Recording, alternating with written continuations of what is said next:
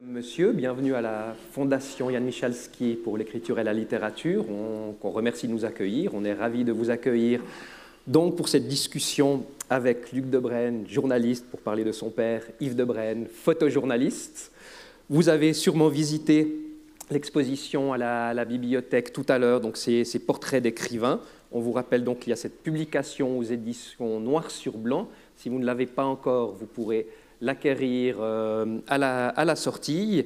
Et il y a également une table en haut à l'accueil où il y a les différents livres, les ouvrages classiques des auteurs dont vous pouvez voir les portraits dans ce livre. Donc peut-être on va rappeler, je pense que vous connaissez probablement le parcours d'Yves Debrenne, que je rappellerai en deux mots. Donc il a été formé à l'agence France Presse, à l'AFP. Il a ensuite énormément travaillé donc, pour la presse internationale. Il a vécu cet âge d'or, comme on dit, des magazines illustrés, travaillant aussi bien pour Time, Life, Paris Match, Stern, Epoca, le National Geographic. Elle illustrait plus près de chez nous. Elle a également été fondateur d'un magazine qui s'appelle Aîné et qui existe toujours sous le nom de Génération. Et quant à Luc, qui est journaliste, formé à l'Est vaudois, où il a fait son stage, travaillé pour le Nouveau Quotidien, Le Temps et l'Hebdo. D'ailleurs, on a été collègues pendant 6 ou 7 ans à l'Hebdo. Et ensuite, il a été directeur du musée suisse de l'appareil photographique à Vevey. Voilà pour les présentations. Et peut-être la première question que j'aurais pour toi, Luc, tu as replongé dans les archives de ton père, dont tu es responsable, tu gères ce fonds pour réaliser ce livre Portrait d'écrivain. Tu as vu les images là. On a tous, nous, peut-être, en voyant certains écrivains qu'on a pu peut-être croiser, qu'on a beaucoup lus en rapport intime à certains. Quel est, toi, ton rapport à ces photos qui sont d'un côté les photos de ton père et que tu regardes peut-être aussi avec l'œil du journaliste culturel et du critique de photographie que tu es ? Eh ben, j'ai jamais vu ça. C'est vraiment des expositions, j'en ai faites pour cause, mais d'avoir ce dialogue qui pour moi est complètement inédit et qui a fait circuler beaucoup de sens, d'avoir ces tirages dans une bibliothèque avec les livres en référence sur plusieurs étages. Avec une espèce de jeu de flèches pour retrouver les livres. Ça donne une exposition qui est plutôt un genre culturel assez statique. Là, c'est vraiment très dynamique, parce que si on a envie d'aller voir ou revoir un ouvrage de Jacques Chessé, par exemple, il est à disposition. Donc les photos elles-mêmes, là aussi, c'est une expérience étrange parce que ces images, elles sont pour la plupart inédites. J'ai, comme le fait un gestionnaire d'archives, plongé dans des bandes négatifs, des planches contact avec des toutes petites photos et de les voir dans ce format magnifié comme ça, c'est une toute autre dimension. Voilà. Parce que du coup, ce travail de valorisation des archives, c'est toujours ça, quand on a un fonds qu'on hérite comme ça d'enfants, il y a le travail de valorisation. C'est le troisième ouvrage, il y en a 2 déjà ici, un sur le Chelsea Hotel à New York et un sur Chaplin, puisque Yves était le photographe attitré de Chaplin, comme il a pu l'être de Georges Simenon également. Donc c'est cette idée de valoriser ce travail justement de manière un peu thématique et d'essayer avec des ouvrages un peu thématiques de finalement recréer le parcours et la carrière d'un grand photojournaliste. Alors comment c'est né un peu au hasard de consultation des index, parce que j'ai une chance, c'est que cette archive, qui est vraiment très importante, parce qu'elle court sur 6 décennies, elle est bien ordonnée et j'ai tout d'un coup été vraiment étonné du nombre d'écrivains pour 2 raisons. C'est le statut d'un photojournaliste qui est en Suisse, une position centrale en Europe, dans un pays qui est tout petit, mais qui accueille un très grand nombre d'écrivains. Dans les 2-3 parties principal du pays. Et quand un magazine, un journal, une agence a besoin, parce qu'il y a une parution récente d'un portrait, on envoie le correspondant qui est en Suisse. Et c'est pour ça que, comme Nabokov dans les années 60 publiait beaucoup, tous les 2 ans, on lui demandait à mon père d'aller faire un portrait au Montreux Palace de l'assez récalcitrant Vladimir Nabokov, mais qui se prêtait au jeu pour poser, se mettre un petit peu en scène. C'était une des raisons. La deuxième, c'est que mon père avait un goût sincère, réel pour la littérature. C'était un grand, grand lecteur depuis toujours. Et donc, les livres s'accumulaient sur sa table de nuit. Et la plupart du temps, c'était donc dans cette gestion professionnelle de commande, il y allait. Et puis des fois, c'était spontané. Il avait envie de voir quelqu'un. Et c'est ce qui s'est passé avec, pour la première fois en 1950 avec Jean Cocteau, qu'il est allé voir depuis Paris. Et la rencontre s'est faite, Cocteau fidèle à lui-même, qui se met en scène. D'ailleurs, c'est une autre... on peut tirer un parallèle avec les images de Chaplin. C'est qu'on a tout d'un coup un photographe qui a affaire avec un très très bon connaisseur de l'image. Et j'aurais aimé être là pour voir comment se passait une séance de photos avec Cocteau ou avec Chaplin.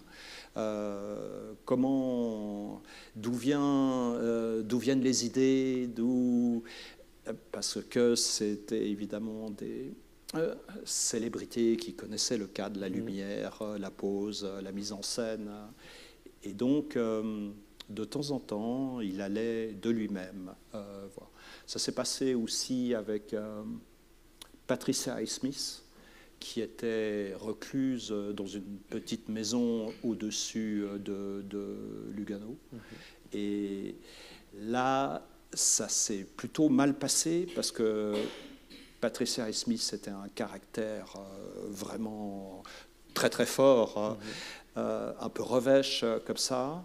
Et puis par miracle, avec moi, ça a été. On a engagé une discussion.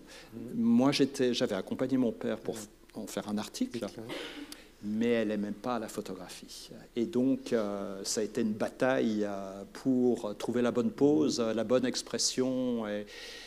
Mais voilà quelles étaient en quelque sorte les deux situations. Le genre photographique étant celui du photojournalisme.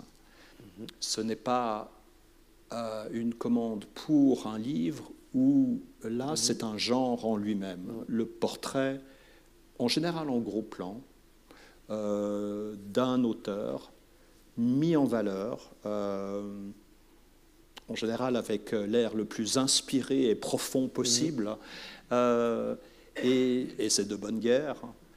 Et là, ce que les destinataires voulaient, c'était vraiment des photos d'actualité. Mais ce qui n'empêchait pas, et c'était une constante là aussi dans ces archives, qu'il y avait ces portraits qui allaient faire une couverture, quelques pages. Dans la bibliothèque, il y a un numéro du magazine Life où on voit Simenon dans la maison, le château, pardon, qui venait d'investir à Échandan. Il venait de s'installer et Life avait voulu faire un reportage sur l'auteur le plus prolifique au monde, en quelque sorte. Et donc, au fil des pages, on a une diversité de situations. Et dans cette diversité de situations, ça a peut-être été ma petite part, j'ai essayé de prendre les images, et ça c'est systématique dans ces portraits, ces reportages, c'est l'écrivain au travail, sur sa machine à écrire, sur son manuscrit, et voilà, penché sur sa copie, c'était une constante. L'autre était l'écrivain dans sa caverne, où il travaille, où il crée. Quelle est la relation entre cette réflexion, ce talent, cette créativité au travail et son bureau, son atelier, son bout de cuisine.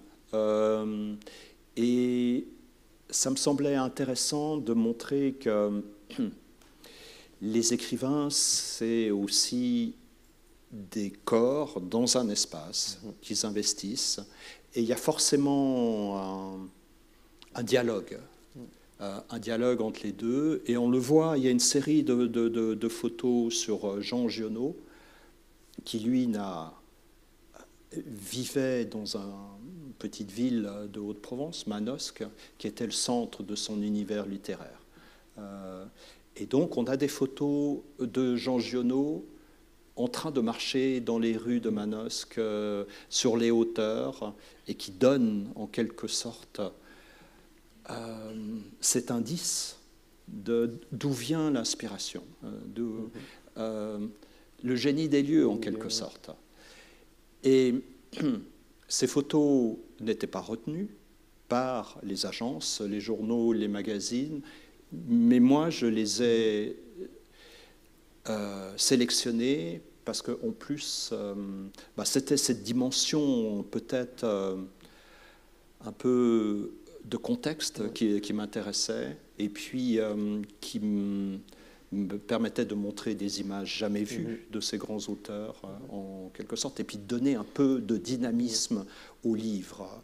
Il y a beaucoup de photos de mains, et un écrivain qu'il tape maintenant à l'ordinateur ou qui prenne un crayon, c'est une réflexion, un cerveau, un œil, et puis c'est la main créatrice. Et donc il y a cette chorégraphie, en quelque sorte, un peu de chapitre en chapitre de ces mains, qui me semblait aussi intéressante pour donner un peu un indice de cette énergie, parce que c'en est une. Au lieu de faire une espèce de galerie un peu statique qui nous tombe un peu sur les pieds comme ça, de montrer que ce sont des forces créatives. Et puis il faut trouver un peu la partie pour le tout en quelque sorte. Voilà. Ce qu'on voit, par exemple, il y a une photo très intéressante de Charles-François Landry au château de Glérol à Lavaux. On le voit penché comme ça, voûté sur sa machine à écrire. Là, on a l'impression quasiment d'une mise en scène. La machine à écrire est sur son tabouret, il y a son lit à côté, on voit une photo de Picasso. Enfin, à quel point, dans cette idée justement de le montrer l'écrivain dans sa tanière, le corps dans l'espace, est-ce qu'il y avait parfois en jeu quand même de mise en scène, parce qu'une rédaction, rédacteur en chef d'un journal en service iconographique demande quelque chose, l'écrivain travaille dans un endroit absolument pas intéressant, ce qu'il y avait des fois aussi ce jeu dont on faisait de mise en scène en disant mettez-vous là, mettez votre machine à écrire ici, parce que la photo sera meilleure. Oui, il y a la photographie, qu'est-ce que c'est? C'est de la lumière, un cadre, une composition. Et forcément, on en parlait avant avec Cocteau et Chaplin. Bien sûr qu'il y a une mise en scène. À la différence près que, en général, lorsqu'un photographe va rencontrer de telles personnalités, ils ne sont pas toujours très flexibles. Et donc, il faut leur demander, leur expliquer et je crois, à constater l'ensemble de ces différents reportages, sujets, prises de vue, qu'une fois qu'ils avaient compris quelle était l'intention du photographe, ils se prêtaient à cette mise en scène. Avec Patricia Highsmith, ça n'a absolument pas marché. Non, c'était là, peine perdue, mais la photo, son portrait intense, un peu de défi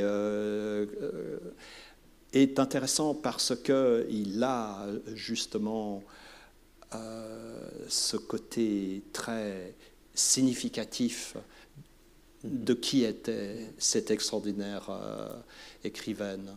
Et donc, quand ça se passe mal, le résultat peut être aussi très bon, quoi. Ouais. Du coup, il y a une préparation aussi du photojournalisme, peut-être comme nous, journalistes, quand on va interviewer quelqu'un. Est-ce que ton père, des écrivains qu'il n'aurait peut-être pas lus, de les lire un peu, de savoir, pour pouvoir, entre guillemets, les amadouer, leur poser des questions, montrer qu'ils connaissaient? Comment il... Je vois, il y a, j'imagine, un jeu de séduction entre forcément le photographe et son sujet. Alors là, je ne crois pas du tout. C'était la manière... chaque photographe a sa propre approche à son sujet. Il y a la séduction, le dialogue, il faut se décontracter, prenez telle pose. Mon père avait une manière totalement différente. Il était d'une discrétion absolue. Mais il savait ce qu'il voulait. Mais cette manière, avec le côté très poli, le côté aussi volontaire, ça lui permettait de, quelque part, montrer à ses personnalités qui devaient être en confiance. Et donc, c'est pour ça que Simenon, il y a le livre dans la bibliothèque, lors de cette première rencontre, a posé une petite dédicace dans un livre où c'est juste marqué à Yves de Brenne, qui, même pour les Américains, virgule, travaille en douceur. Et donc, c'est comme ça que ça a fonctionné avec Chaplin, qui a fait confiance pendant 20 ans après à Yves de Brenne, et c'est comme ça que ça a fonctionné avec Simenon. Donc, c'est vraiment... Ça dépend de la personnalité des journalistes, des photojournalistes, mais l'une et l'autre manière d'aborder, je crois, des créateurs comme ça fonctionnent. Et ce qui est précieux, on peut le voir dans une des premières vitrines dans l'exposition, dans un tapuscrit, c'est que ton père contextualisait les rencontres pour se souvenir des anecdotes, du moment, de l'humeur, par exemple, d'une fameuse rencontre que tu peux peut-être évoquer entre Georges Simenon et Ian Fleming. Donc, si j'imagine, c'est précieux quand on est comme ça, en guillemets, gestionnaire d'un héritage comme ça photographique aussi important, d'avoir vraiment des éléments de contexte, parce que parfois on n'a que les images et on ne sait pas le hors-champ de l'image.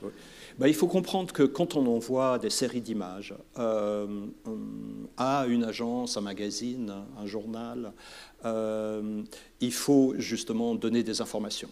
Donc voilà, on a cet tapuscrit des années 50 avec des doubles carbone où c'est un reportage.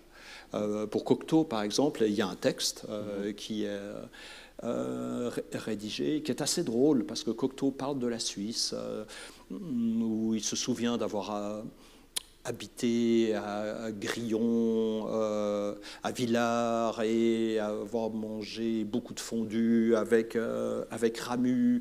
Et c'est des informations qui sont importantes, évidemment, qui donnent du relief. Et qui valait pour la partie reportage, parce qu'un photojournaliste à cette époque écrit aussi ses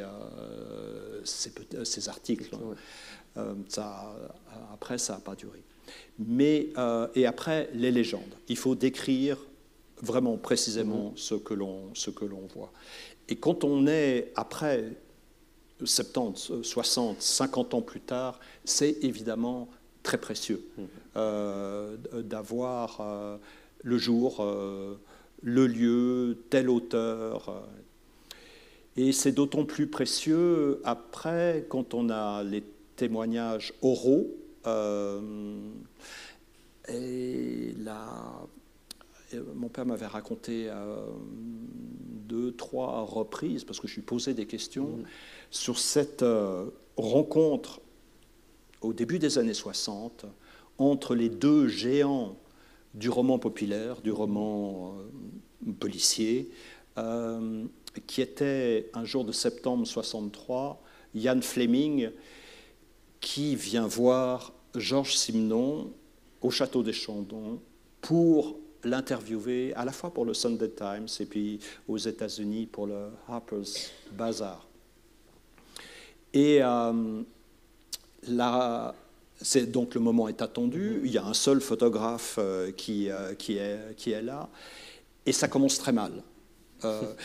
C'est-à-dire que Ian Fleming, qui est assez âgé, mais très grand, magnifique, arrive dans une splendide voiture construite à un exemplaire de sport qui est une Studebaker Avanti,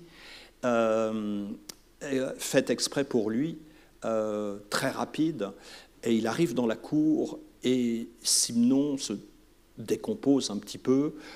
Pourtant, il y a sa Rolls qui est parquée pas loin. Et l'air vraiment à la britannique, de manière très décontractée, Fleming sort.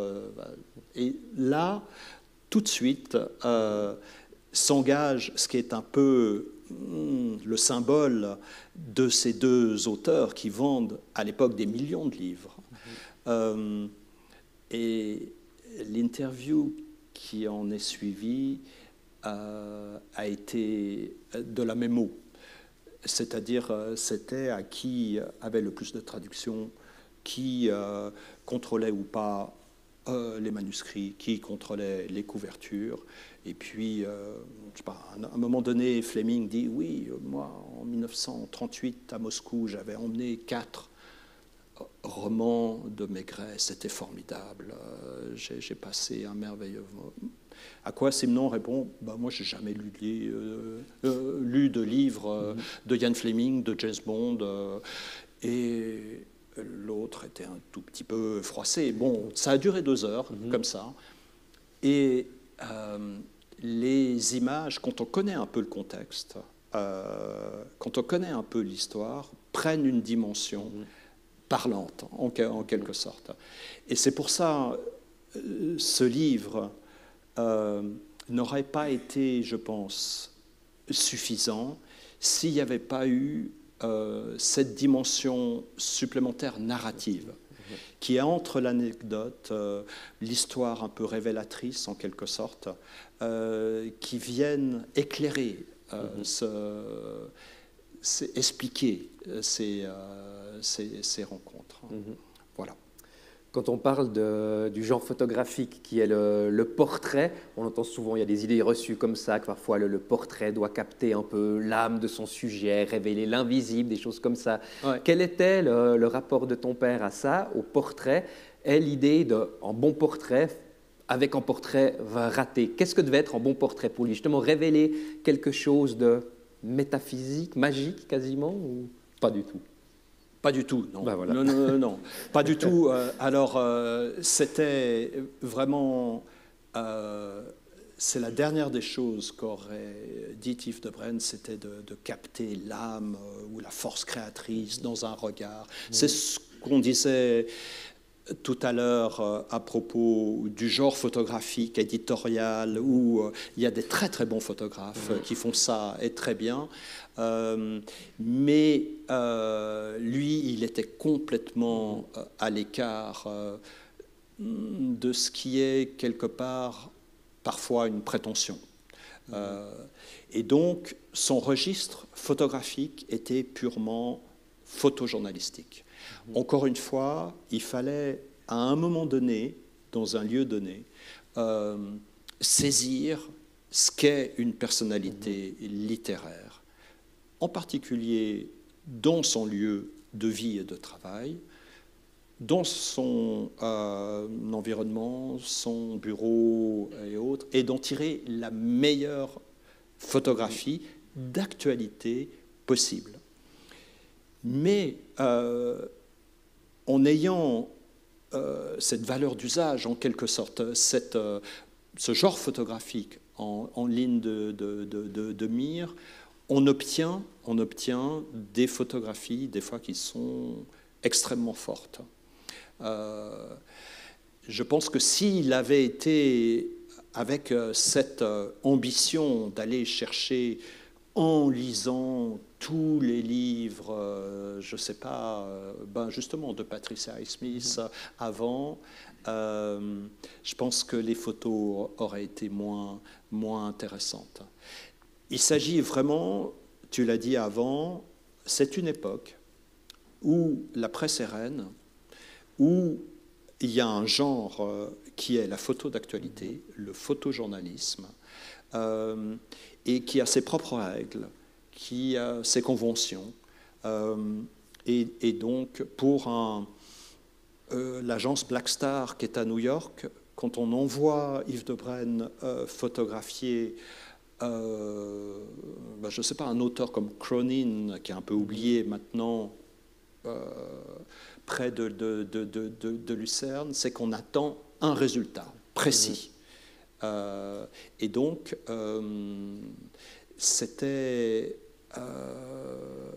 ce contexte photographique qui aujourd'hui a complètement changé. On ne ferait pas, je pense, les mêmes images aujourd'hui. Donc, c'est documentaire, si bien que dans ces images, en quelque sorte, elles sont claires, limpides,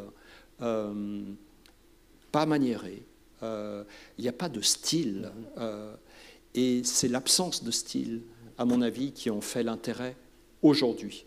Et c'est pourquoi je pense que c'est intéressant comme document, là aussi, de se souvenir qu'à l'époque, quand on parlait de ces légendes ou auteurs plus régionaux ou d'auteurs d'un livre, c'est ce qu'on avait à l'époque comme résultat. Et dans ces archives, est-ce que ça lui arrivait parfois, je ne sais pas, d'être déçu par un travail parce que pas assez de temps, résultat et tout? Il a conservé toutes ces archives ou parfois il a voulu ou donner des consignes, barrer des négatifs pour être sûr qu'on ne retire pas ces images? Quel rapport il avait avec ça? Il a absolument tout conservé ou pas?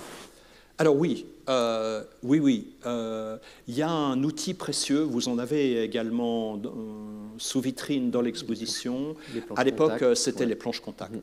Les planches contact permettaient sur une page A4 d'avoir l'ensemble des 36 poses d'un film noir et blanc 24-36 ou des 12 poses d'un film 6-6 fait au Rolleiflex à la Solblad. Et là, avec une loupe, on voit quelles sont les images qui sont nettes, les bonnes expressions, la bonne lumière et autres. Ça, c'est un outil et c'est marqué. Là, voilà. Cela dit, c'est un exercice aussi risqué parce que Time Life aux États-Unis était toujours très pressé et à l'époque, il fallait envoyer les films non développés. Ce qui impliquait, une fois la photo prise, de se précipiter à l'aéroport de Genève, de trouver une bonne âme de l'équipage ou même d'un passager qui accepte, en arrivant à New York, de remettre à quelqu'un qui avait été dispatché pour prendre les négatifs.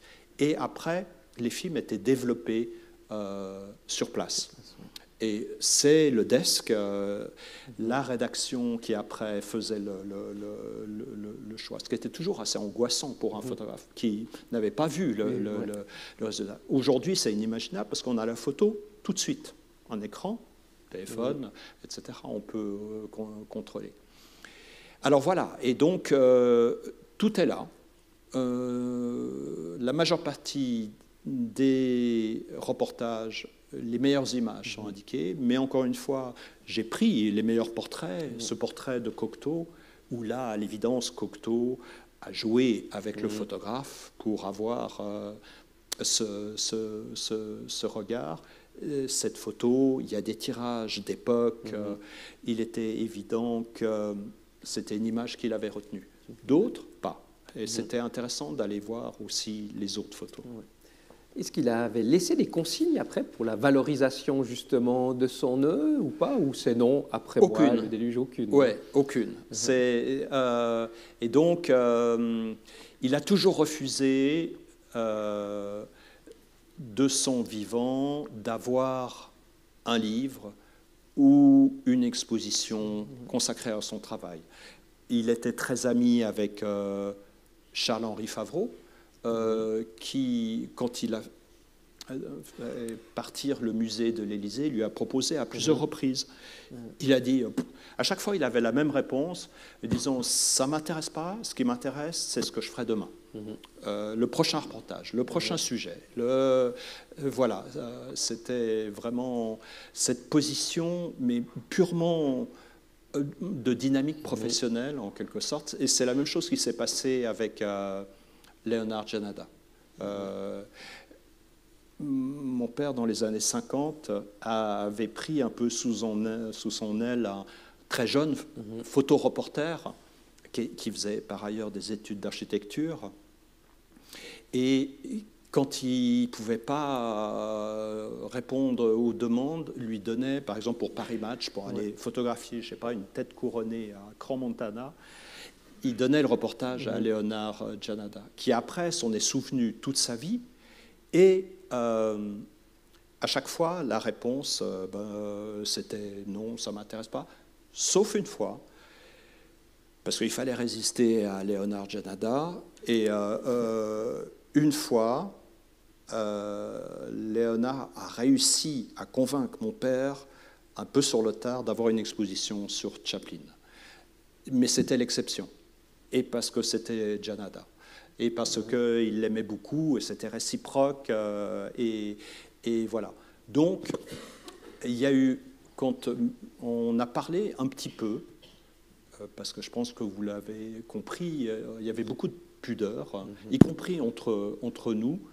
Il m'a dit, écoute, je te fais confiance, tu vas t'occuper de ces archives, et le mieux que tu pourras, et puis voilà, c'est tout. Il n'y a eu aucune consigne, rien. Est-ce qu'ils les avaient quand même inventoriés, classés? On voit déjà avec les fonds que reçoivent par exemple une institution comme Photo Élysée, où parfois tout est dans des bois de manière précise et tout, et des fois c'est quasiment des sacs Migros qu'on doit trier nous-mêmes. Il avait quand même ce côté, même si voilà, pas de livre, pas d'expo, quand même très méticuleux. Oui, absolument. Et moi, ça m'aide beaucoup aujourd'hui pour retrouver les images. Et tout est indexé, tout est... donc, ça fait partie de la gestion professionnelle d'un photographe. S'il a besoin... parce qu'on lui demandait très fréquemment, et ça m'arrive aussi maintenant fréquemment, des photos de Chaplin, par exemple, mais il faut savoir où se trouve, parce qu'il y a des milliers de photographies de Chaplin, où elles se trouvent et tout, et ça fait gagner beaucoup de temps. Ça nous préserve un peu de l'énervement, et donc, oui, c'était... Cela dit, j'ai un regret pour ce livre, c'est qu'une fois, il y a très longtemps, j'avais vu quelques images de format 6:6 de Blaise Cendrars dans son atelier. La manche de sa chemise, manche courte, relevée, un seul bras valide, puis des photos dans la cuisine. Et ces photos, je les ai en tête et je ne les ai jamais retrouvées. J'ai cherché pendant des semaines, j'ai cherché pendant des mois. Fanny Mossière, qui est là, qui s'est occupée du livre, est témoin. Je lui avais dit, il y a des photos quelque part de Cendrars, elles sont extraordinaires. Alors, je ne sais pas si elles se sont volatilisées ou pas, ou si, parce qu'on se méfie toujours de soi-même, j'ai halluciné, quoi. Ces photos n'existent pas, et maintenant je me suis persuadé qu'elles existent, mais j'ai une petite période Cendrars, la main coupée, l'or, et peut-être que ça a trop travaillé et que voilà, l'imagination a eu le dessus. Mais je sais qu'elles sont là, quelque part. Un jour, je les retrouverai. C'est une photo d'Yves Debrenne, c'est sûr, ou ça peut être une photo vue ailleurs. Oui, bien sûr. Oui. Donc, voilà, des fois, il y a des grands mystères, et puis on plonge dedans et on s'y noie, quoi. Puis là, c'est vrai qu'il y a ce livre, on a publié des images aussi, c'est ce que me rappelait justement Fanny Mossière, dans Le Temps de Nabokov ou de Patricia Highsmith cet été. C'est un bon moyen aussi de continuer à valoriser ce travail, de leur redonner voilà, leur place légitime, qui est celle encore dans la presse, puisque voilà, les journaux traitent d'actualité, mais aussi de sujets d'archives historiques. C'est juste. Donc pouvoir continuer à valoriser dans les journaux qui étaient, auxquels ils étaient destinés à l'origine, en fait. Oui. Et je pense que s'il était toujours parmi nous, il aurait eu 100 ans le 23 octobre. Mon père, s'il était toujours parmi nous, l'idée d'un livre, d'une exposition, il m'aurait dit, bon, tu fais ce que tu veux. L'idée d'avoir des portraits dans des journaux, comme ça s'est passé cet été avec le Temps, ça, je pense que ça lui aurait plu. Maintenant, on est beaucoup plus tard. Je trouve juste qu'on fasse revivre ces archives, surtout qu'il y a beaucoup, comme on l'a dit, d'images inédites. Et puis, je ne peux pas m'empêcher, quand je vois, tu parlais de Nabokov, et l'autre jour, je lisais, je ne sais pas si vous connaissez, je crois que c'est le numéro 1 des ventes actuellement, ce roman d'Emmanuel Carrère qui est consacré à sa mère, Hélène Carrère d'Oncos. Il y aura peut-être le Goncourt mardi prochain. Ah voilà, finalistes. Ouais, peut-être, ouais. On va voir ça. Et puis, à un moment donné, à propos de Nabokov, Carrère raconte l'histoire d'un autre exilé russe à Berlin dans ces années 20. Nabokov, lui, comme beaucoup de Russes blancs, était à Berlin à l'époque. Et le grand-père d'Emmanuel Carrère aussi. Et tout d'un coup, Carrère parle de Nabokov et le cite. Il cite Nabokov qui, tout d'un coup, prend son petit déjeuner et regarde autour de lui.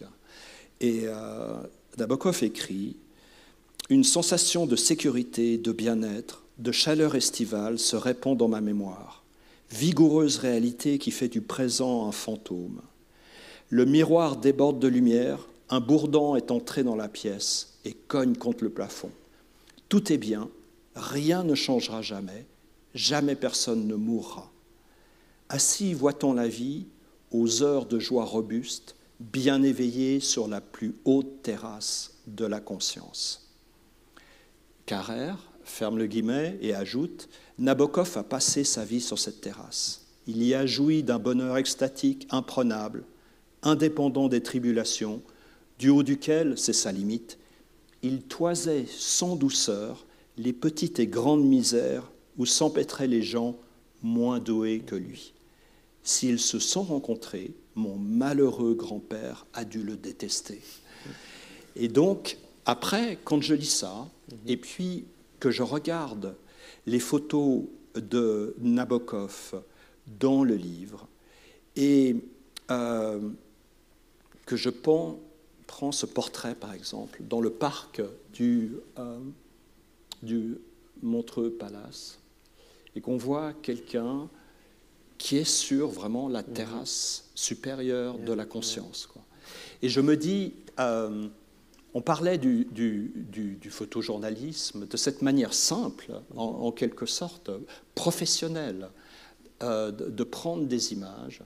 Et puis, quand on regarde cette photo et les autres de Nabokov, celle-ci au miroir, par exemple, je ne peux pas m'empêcher, alors c'est la déformation, on parle de mon père, etc., mais je ne peux pas m'empêcher de penser que cette image, que ces portraits sont justes. Et c'est une espèce de confirmation en quelque sorte. Alors, est-ce on doit appeler ça le talent ou l'œil ou quoi que ce soit, mais je l'ai vérifié aussi avec Giono et tout. Ces portraits c'est le meilleur mot qui me vient à l'esprit, ils sont justes, voilà.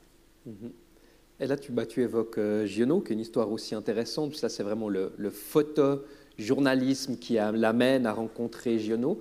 puisque Yves Debrenne avait couvert le fameux procès lié à l'affaire Dominici à la fin des années 50 dans le sud de la France. Et c'est une de ces photos de procès marquantes qui intéresse Giono et qui finalement invite ton père chez lui. Donc là, c'est vraiment le photojournalisme qui l'a amené à tirer le portrait de ce grand monsieur qu'est Jean Giono. Oui, c'est une histoire étonnante parce que bon, c'était qualifié en 1954, ce crime affreux dans les Alpes de Haute-Provence. Et mon père était à ce procès où il y avait 150 autres journalistes, photographes, un peu du monde entier,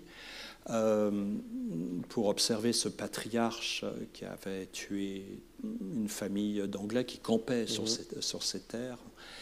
Et mon père a pris une photo qui est parue en grand dans l'illustré, qui est celle-ci, où on voit la femme du meurtrier et son fils derrière qui a les yeux fermés, et c'est son fils qui a dénoncé son père. Et Giono a pris cette image et il a, après, chez Gallimard, sorti un livre qui s'appelle « Les notes sur l'affaire Dominici ». Et il consacre plusieurs pages à cette unique photographie qui, pour lui, résume, incarne toute cette histoire, ce procès. Et donc, après, le contact s'établit avec Giono, qui invite mon père dans sa maison de Manosque pour faire des portraits, parce que Giono, là aussi, s'est senti en confiance, a vu l'œil, le talent de ce photographe, et il va le laisser photographier sa vie, ses promenades dans Manosque, etc. Mais va aussi lui commander un essai photographique sur la Haute-Provence, ses romans. Et c'est une Haute-Provence contre-intuitive, qui est en hiver, qui est misérable, qui est dur, cet essai photographique, qui est un peu une exception, comme ça, n'avait jamais été montré.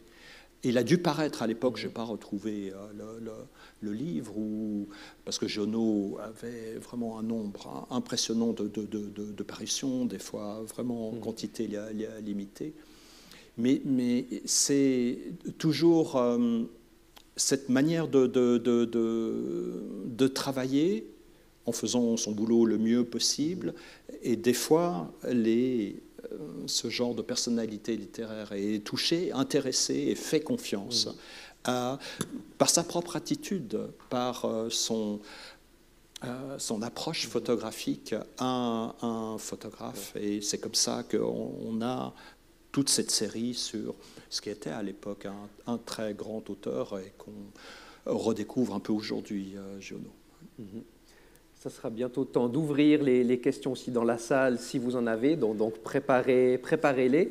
Une dernière question pour toi, Luc, peut-être. Je parlais au tout début de cette rencontre, voilà, ton rapport intime aux photos. À quel moment, finalement, en tant qu'enfant, préadolescent, tu as pris conscience du travail de ton père, qui avait pas un travail comme les autres, voilà, qui était photojournaliste, qui parfois partait pour aller au manoir de Ban photographier Chaplin, ce que tout le monde ne fait pas. À quel moment tu as pris conscience de voilà ce que tu étais, quel était le métier en fait de ton père? Moi, je trouvais ça parfaitement normal, sauf que c'était un père qui était par période répété absent. Parce que des fois, un reportage pour un grand magazine outre-Atlantique, ça peut durer 1 semaine, 2 semaines, 3 semaines. Mais il y avait des indices. Je me souviens que très jeune, la télévision romande était venue chez nous, au Mont-sur-Lausanne, pour interviewer mon père sur Chaplin. Cette relation très particulière.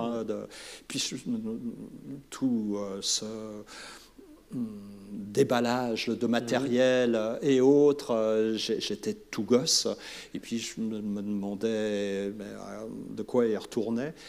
Et puis là, je me suis aperçu, oui, que c'était vraiment spécial.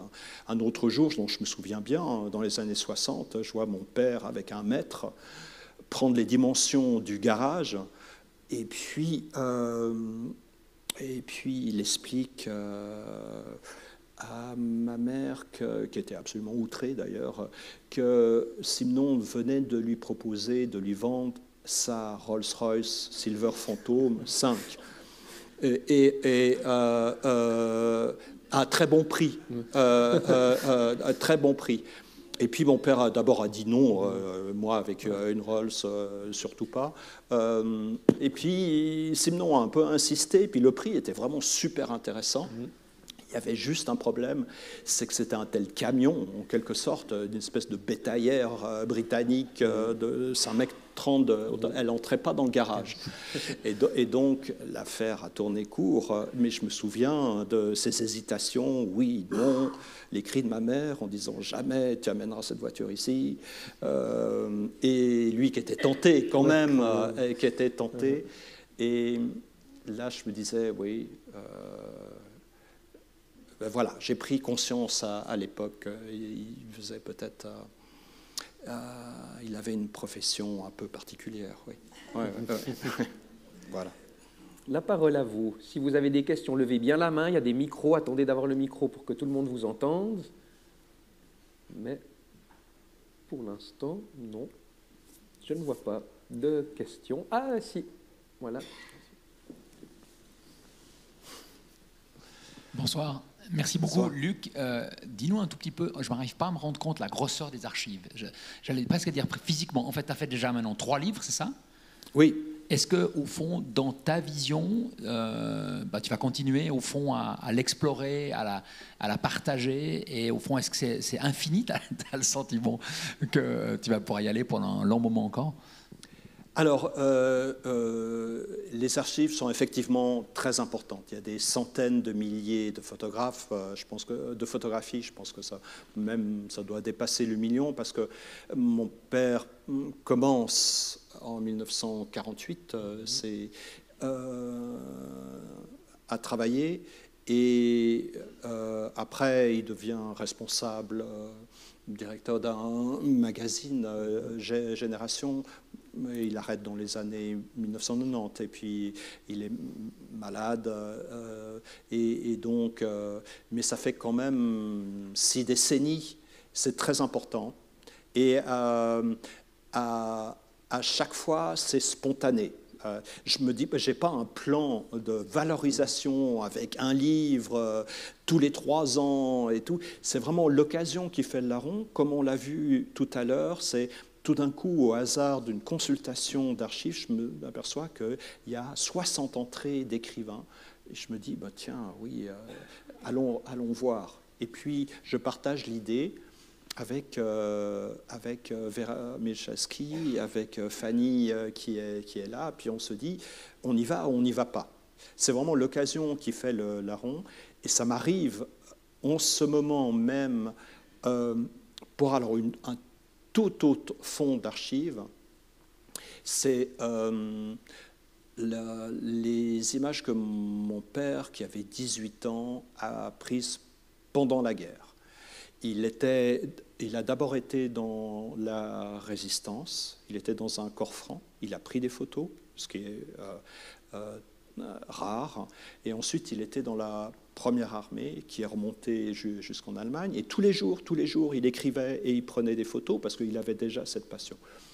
Et puis, au hasard d'une rencontre, aux rencontres d'Arles, bien nommée justement, un jour avec une responsable des archives nationales en France et du musée de l'armée en France, je parle de cette archive.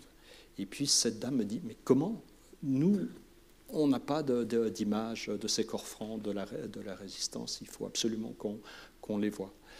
Et de fil en aiguille, on est arrivé au principe, et ça va se passer dans une quinzaine de jours, de donation de ce fonds d'archives aux archives nationales en France, parce que eux, ils ont le souci de préserver, de valoriser pour des expositions, d'exposer ces images, mais pour moi, ça a été une surprise, parce que je n'avais pas vu tout l'intérêt de l'autre point de vue, du côté français en quelque sorte, de cette archive précise. Et ça va se passer comme ça. Donc c'est vraiment... mais à un moment donné, moi aussi, je prends de l'âge. J'ai une fille, heureusement, qui est dans la photographie. Peut-être que je ferai la même chose. C'est une transmission de relais. Peut-être que ça ne l'intéressera pas du tout et que là, je confierai cette archive à une institution ou quelque chose. J'en sais rien. Pour l'instant, ce qui m'intéresse, c'est de les conserver le mieux possible, de les valoriser quand c'est opportun, encore une fois, quand c'est juste, quoi, mais pas pour... parce qu'il s'agit de ne pas trahir, quoi, en quelque sorte, de ne pas en faire trop ou d'être correct avec cette mémoire. Voilà.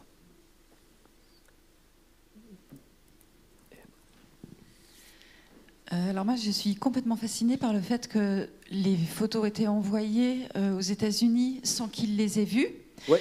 Parce qu'aujourd'hui, on a quand même une espèce de droit de regard qui nous semble très important dans le choix de ce qui paraît. Oui. Alors ma question, c'est, est-ce que c'est déjà arrivé que ton père dise « mais ils sont nuls, ils n'ont pas pris la meilleure, je suis sûre que j'ai fait quelque chose d'autre, de mieux ». Est-ce que comme toi, il avait un rêve de photo de Blaise Cendrars dans la tête et qui disait « mais non, mais pourquoi ?» Tout le temps. Un photographe sait en mémoire les photos qu'il a prises et puis les choix qui ont été retenus sont jamais les bons. Évidemment. Mais lui, il devait devenir fou, non ? C'était systématique. Mais les choix étaient bons aussi, avec le recul. Recul. Et puis, il faut imaginer que si on envoie ces films comme ça, à l'aveugle, en quelque sorte, à un magazine comme Life, qui est à l'époque le plus fort tirage de la presse illustrée mondiale, c'est 4, 5, 6 millions d'exemplaires par semaine, et d'avoir, je ne sais pas, il a passé 3 semaines avec Jean-Paul Belmondo sur un tournage, et d'avoir, après, en couverture, en 1966, Jean-Paul Belmondo, et puis, je ne sais pas, 10 pages à l'intérieur. Si le choix n'était pas bon, le photographe le jugeait comme ça, avec le recul, et puis quand même le talent d'éditeur des gens sur place, évidemment que ça... Mais c'était une angoisse à chaque fois d'envoyer. Je ne sais pas, imaginez que vous devez faire des photos, vous avez votre carte mémoire, puis vous les balancez comme ça, puis vous confiez ça, il y a quelque chose... Mais à l'époque, ça se passait comme ça, parce qu'il fallait faire vite. Et puis, un magazine ou une agence voulait avoir le contrôle. Et c'était toujours une bagarre. Qui a le final cut, hein, le contrôle? Donc, les égos, on prenait un coup. Ouais. Merci. Il y a une question. Alors ici. Voilà, au niveau du choix, j'ai vu des très belles photos de Ella Maillart. Tu as choisi celle avec le livre. J'ai vu dans le livre qu'il y avait des très belles photos avec des photos. Est-ce que tu as aussi hésité entre publier la photo avec les photos ou bien la photo avec le livre ici? Non, parce que justement, comme on l'a vu avant, il y a eu 1 ou 2 portraits. Les photos d'Ella Maillart, c'était pour le magazine Génération. Il y avait 2 bons portraits d'elle, mais il y avait pas mal de photos d'Ella Maillart au travail dans ses propres archives photographiques. Elle était une excellente photographe, comme on le sait. Et de la voir prendre et de regarder avec son œil d'aigle qui nous transperce comme ça, de regarder ces plaques, pour moi, c'était une couche documentaire et ça montrait aussi qu'Ella Maillart avait cette archive, qu'elle en prenait soin, qu'elle était une photographe. Et c'était aussi des photos dynamiques où elle bouge, elle va chercher dans une armoire, elle sort un carton, elle sélectionne, elle prend cette image-là. Ça me semblait intéressant. Et c'est cette marge, en quelque sorte, que je me suis autorisé de montrer un peu ces à côté, mais toujours avec ces deux fils rouges qui sont l'écrivain et l'écrivaine dans son lieu de travail, et d'une, et puis le contexte où il vit, ce qu'il fait, comme ça, un peu au quotidien, où c'est son corps dans l'espace. Voilà. Monsieur ici. Oui, j'aimerais revenir sur la rencontre avec Ian Fleming. Alors, il semble que ton papa, déjà, il n'a pas pris le portrait de Ian Fleming. S'il aurait eu la possibilité, il aurait eu la possibilité. Ensuite, toi, tu ne l'as pas mis dans le livre avec Ian Fleming. Et maintenant, je trouve sur la table ici, à la Fondation, il n'y a pas de James Bond non plus. Et ça, il faut poser la question. Est-ce que c'est un hasard? Il y a 3 personnes qui ont choisi. Il n'y a pas de portrait de Fleming parce que je pense que, ce qui était intéressant, c'était la rencontre, le dialogue entre deux monstres sacrés et quelle était la qualité de regard, d'attention entre les deux. Il n'y a pas dans cette série, effectivement, j'ai repris toutes les planches contact de portraits isolés des deux. Ce n'était pas ce qu'on lui demandait, et ce n'était pas, je pense, le moment. Je pense que s'il avait posé la question, les deux lui auraient dit non, ça n'a pas de sens. Et donc... non, non. Et Simon tout seul, il n'y en a pas non plus. Et dans cette série-là. Il y a trois films. Il est toujours, il y a Denise, sa femme, il y a toujours un peu Fleming, mais c'était vraiment les deux. Encore une fois, c'est une gestion professionnelle. Il y a une demande, elle est précise et on s'y tient. On s'y tient. Il y a plein de portraits isolés, gros plans de Simon dans le reste des archives, mais ce n'était pas le mandat, en quelque sorte. Mais c'est bien plus intéressant comme ça, parce que ce moment, il est unique, en quelque sorte. Et quand on connaît l'histoire, c'est Bond contre Maigret, en quelque sorte. Et donc, c'est bien plus intéressant comme ça. Est-ce qu'il y aurait une dernière question, peut-être, avant de vous convier au petit cocktail? Voilà, monsieur, juste ici. En face de vous, là.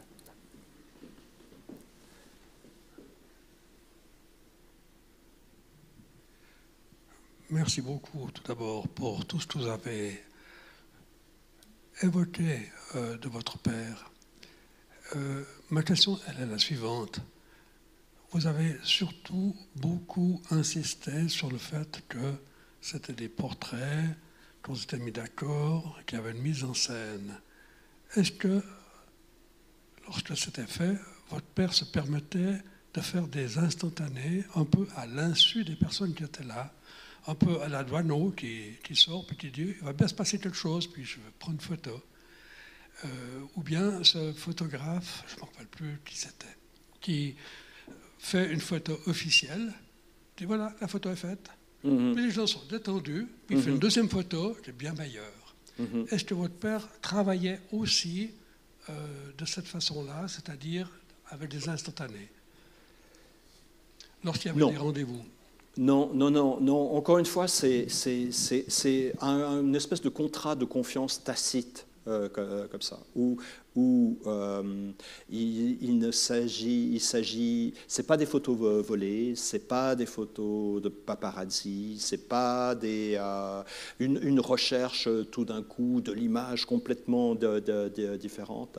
Il y a un mandat très précis qu'on donne à un professionnel de l'image. Ce mandat est transmis à l'auteur qui comprend, qui donne son accord, et on s'en tient là. Donc, il n'y a pas de photos tout d'un coup de situations un peu scabreuses ou à côté, ou tout d'un coup... non. Le photographe est là. Il a la distance. La photographie, c'est une affaire de distance. Il faut trouver la bonne distance.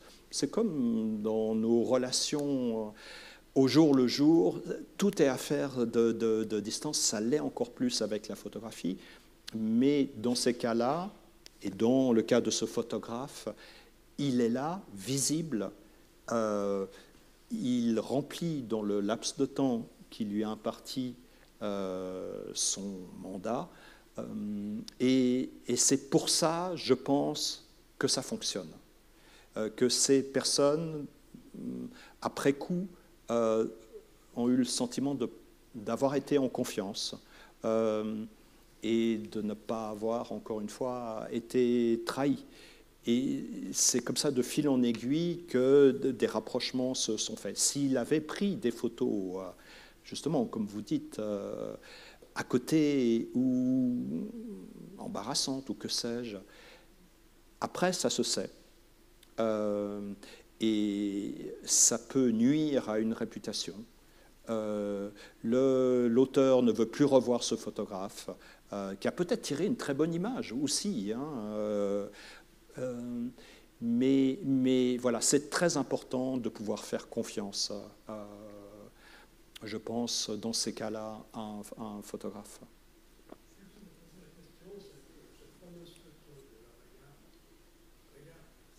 Oui. Un instantané. Oui. Et que ce n'était pas, en fait, quelque chose qui avait été prévu, organisé. Oui, là, je pense que les deux se sont entendus. Imaginez un photographe qui est avec une photographe aussi. Et donc, la discussion s'engage. Mais de manière systématique, et pour l'avoir accompagné, pour l'avoir connu, jamais, tout d'un coup, il se serait glissé dans la pièce où se trouvaient les archives d'Ella Maillard, sans lui en avoir parlé, et lui avoir demandé la permission, et jamais. Donc, il y a un côté pris sur le vif, instantané, comme vous dites, mais la personne qui est photographiée, Ella Maillard, le sait très bien, évidemment. Ouais. Merci beaucoup pour ce moment. Je vous rappelle donc le livre aux éditions Noir sur Blanc, l'exposition à la bibliothèque jusqu'au 18 janvier. Parlez-en autour de vous. Et Luc participera à 3 visites guidées. Si vous voulez revenir en savoir plus ou amener vos proches, le 6 novembre, le 4 décembre et le 17 janvier, il y aura ces visites guidées en compagnie de Luc. Et nous vous invitons donc à côté à un petit cocktail. Et Luc sera encore là si vous avez des questions pour lui. Merci beaucoup. Volontiers. Et merci à toi, Luc. Merci. Merci.